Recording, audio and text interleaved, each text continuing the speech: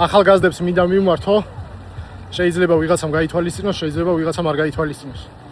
ეხლა ბოლოზარი დაიწყება და როგორც ტრადიციულად იცით ხოლმე, იქნება ეს დრიფტი, მანქანის სიჩქარე და ასე შემდეგ.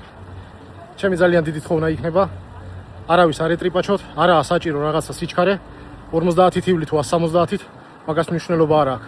მაინც ერთ სუფრაზე უნდა დასხდეთ და მაინც არავის არ დააგვიანდება. ასე რომ, გაითვალისწინეთ, ეს ჩემი დიდი თხოვნა იქნება, ცხოვრება ერთხელ იწყება და ერთხელ სრულდება, ჩემო ბავშვებო, ჩემო პატარა მეგობრებო, დებო და ძმებო. იმიტომ რომ ისეთ ძალიან ბევრი ბავშვები არიან მოზარდები, რომლებსაც რაღაცა დაავადება ჭირს და რაღაც თანხებს ვაგროვებთ ყოველთვის და რაღაცით ვეხმარებით. მაგრამ ღმერთმა დაიფაროს, რომ რამე მოგივიდეთ, იქ აღარც თანხა არ გეყოფათ, არაფერში არ მოგეშველებათ, უბრალოდ გაამწარებთ თქვენ მშობლებს, თქვენ ნათესავებს, თქვენ საყვარელ ხალხს.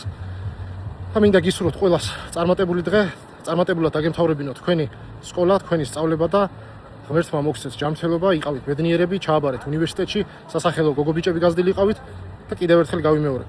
არ არის საჭირო რაღაცა სიჩქარეები, მანქანები, თავის ამოყოფა ლუქიდან, როგორც იცით ხოლმე, მიხედეთ თქვენ თავს, მომავალი წინ გაქვთ და მე თქვენი მჯერა ყველაფერი იქნება კარგად. ღმერთმა დაგლოცოთ და გაგაძლიეროთ.